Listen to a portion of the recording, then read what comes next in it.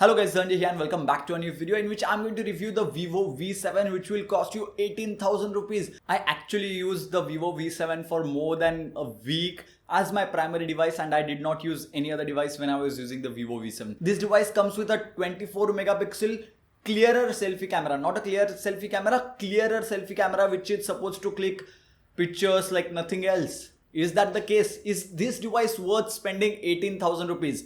I'm going to keep it as short as possible, but let's get started with the build quality as I do with all my reviews. So this device has a 5.7 inch 720p display and a plastic back panel. Even though I ended up using a cover with the device, so I did not feel the plastic back panel in my hand, but having a plastic back panel at the back at the price of 18,000 rupees, it's surely not acceptable by any means, and it's a unibody plastic design. Mistakenly, I mentioned that Vivo V7 is having metal body in my unboxing video, so apologies for that, and in my review I have corrected this. The plastic body is not acceptable in my opinion, even though the plastic body feels very good to hold in hand. The device is very lightweight, and when I gave this device to my friends, they said that the device is very lightweight and it feels very comfortable to hold in hand. If you are someone who is looking forward to buy a comfortable to hold and a small device, then Vivo V7 is a good device for that. But let me tell you, plastic build quality is not acceptable at the price of 18,000 rupees. Just in case if you thought the build quality was the only bad point about this device, let's talk about the display, which is 5.7 inches of 720p display. I can't think of a single device which was launched in 2017 priced above 15,000 which came with 720p display. So 720p display is surely a downside of this device, but the bright side about this device is that it actually becomes very bright and outdoor visibility is pretty good with this particular device. Maximum brightness is good and lowest brightness possible on this device is also pretty good. When it comes to viewing angles, those are pretty good too, even though I saw a little bit of whitish tint when you view display from extreme angles. That's an extreme thing to talk about, but still something to note here. Even though the display becomes very bright and outdoor visibility is good, I can't say that the display is good just because of the 720p resolution. Now let's talk about some very good factors about this device. So the battery life, even though it's a 3000 mAh battery, I was able to get through a day without having any type of issues on Jio 4G. That was quite surprising. I thought that I may have to recharge it by evening, but that did not happen with the Vivo V7. But I cannot tell you guys screen on time on the Vivo V7 because Vivo does not allow you to view the screen on time in their settings menu. I mean, what were they thinking? The battery life on the Vivo V7 is actually pretty good and I don't see a reason why they should remove the screen on time option from the settings menu of this device. Even if it's present, I was not able to find it in the battery section of the settings menu. So that's pretty sad, but I can say that it was about 4 to 5 hours of screen on time even with the 3000 mAh battery of this device. So software optimization is there, but even though software optimization is there which allows us to get very good performance out of this device with Snapdragon 450 processor, and yes, 400 series processor is present in this device, and I have a very good thing to report. Snapdragon 450 processor performs extremely good. I'm excited for the Redmi 5 whenever it launches in India because it will come with Snapdragon 450 processor, and I can genuinely say that it was very close to Snapdragon 625 processor, even though apps did take a little bit of extra time as compared to Snapdragon 625 processor, but 1.8 GHz octa-core processor performed really good in my opinion and in my testing with the Vivo V7 too. Software is very well optimized for this device too, and I did not face any type of hiccups. You cannot use multi-window from the multitasking app. There is nothing you can do. So that's really sad. You do not have settings menu. You do not have screen on time option. You will not get notifications from the app if you remove it from the multitasking tray. I missed my war attacks in Clash of Clans just because this device did not give me the message which our clan leader sends to us, and that was really sad thing to see. I personally play Clash of Clans a lot and I'm a war player. I do not want to miss any single war. This device made me miss a war and that was really sad. So if you're planning to buy this device, then surely keep all the applications running in the background if you want to get notifications continuously. Obviously, you can change settings through settings menu, but I did not do that because a normal person who is not that tech savvy is not going to do that, and he won't even realize that he missed notifications from that particular application. So software, even though it was very well optimized for performance, I did face little bit of issues with the custom UI which is present on the Vivo V7. 4GB of RAM was able to keep many applications running in the background, and this device comes with 32GB of internal storage only, even after costing 18,000 rupees. I'm going to mention this multiple times because actually this device costs 18,000 rupees, which is very high considering 32 GB of internal storage. Companies will move to 128 GB of internal storage in 2018, whereas Vivo is still stuck on 32 GB of internal storage. But on the bright side, this device comes with a dedicated micro SD card slot, which will not take up any of your dual SIM space. So you can use 2 SIM cards at the same time with a micro SD card if you are interested in doing that. And this brings me to the cellular call quality. With Jio 4G, VoLTE calling was working super fine. Zero issues whatsoever. The earpiece is very loud and the call quality was pretty fine too. No issues faced by me, and I would like to report that it's a pretty good device when it comes to call quality. Before using the Vivo V7, I was using Redmi 5 Plus, which is Redmi Note 5, which will cost you 10,000 rupees, and the Mi A1, which will cost you 14,000 rupees.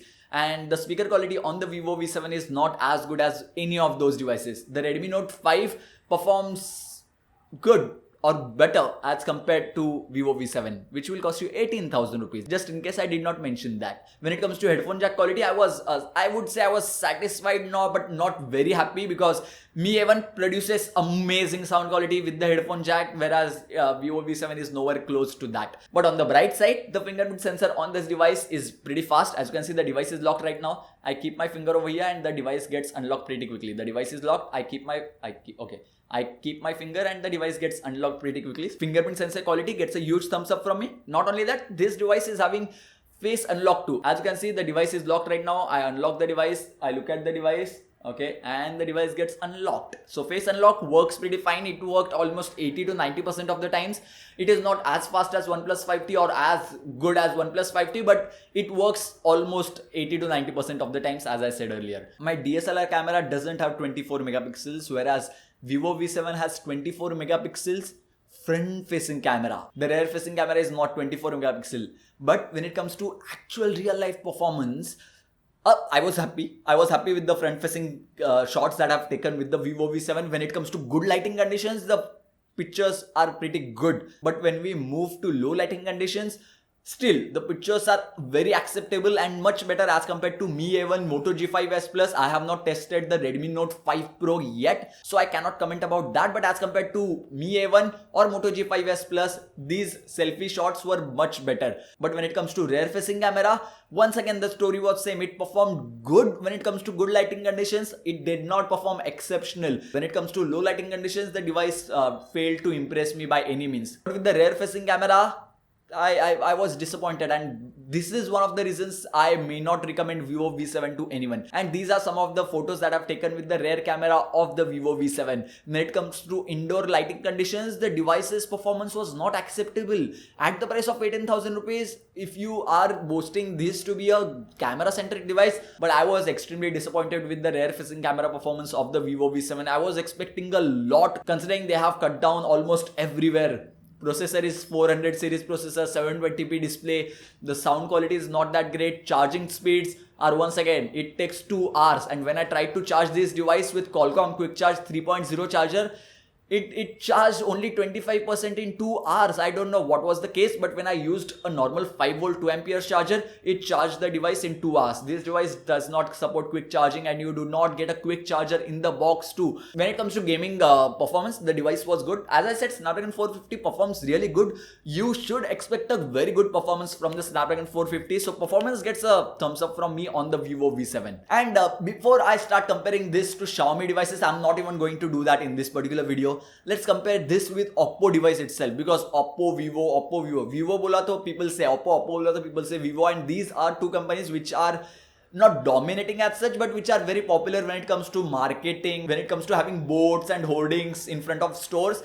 And Oppo has launched a device at the price of 10,000 rupees, which has Snapdragon 450 processor. So Oppo itself is launching a phone with Snapdragon 450 at the price of 10,000 rupees, whereas this device is costing you 18,000 rupees. Frankly speaking, if I had to spend 18,000 rupees, I would rather buy Redmi Note 5 at the price of 10,000 rupees and invest 8,000 rupees in another device and gift it to my mom or dad. They'll become much happy as compared to spending 18,000 rupees on this Vivo V7. And I personally believe that rather than ranting about a device without using it, I would rather use the device such as Vivo V7 and then review it. And I used it for 8 days and you saw in the review. I do not recommend you to buy the Vivo V7 at the price of 18,000 rupees. If you are a Vivo fanboy, like people are fanboys of Apple, Xiaomi, Samsung, and they only buy those devices, then I guess Vivo V7 is a good choice for you, considering the good performance and a good battery life, a very good fingerprint sensor quality, and a very good face unlock, which unlocked once again.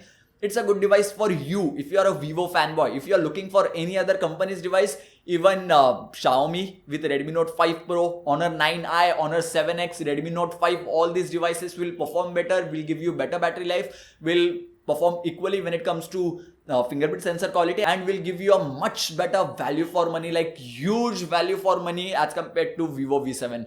And I guess that wraps up for my review of the Vivo V7. If someone comments down below that this is a paid video by Vivo, that means you have not watched the video completely. If someone comments like that, then I'll give a heart to that comment and it will pop up in the front, and you guys will realize that just by looking at Vivo's name in the title, people dislike the video or people say that it's a paid video. I reviewed one Oppo device earlier, which was Oppo F5, which was a very good device. It performed really good, much better as compared to this Vivo V7's front-facing camera. I was very happy with that particular Oppo's device. The only issue was it was having a MediaTek processor, even though that device performed good. I'll still give my affiliate link of the Vivo V7 in the description box below, just in case if you want to buy it. Let's see if someone buys it, even though I would recommend you not to. And that's pretty much it for this video, guys. Thank you for watching. If you enjoyed this video, don't forget to give this video a huge thumbs up. Click on this face right now to get subscribed, because many more awesome videos like these are going to come real soon on the channel. So yeah, thank you guys. Thank you for watching. I'll go, and the camera is far as usual, so bye.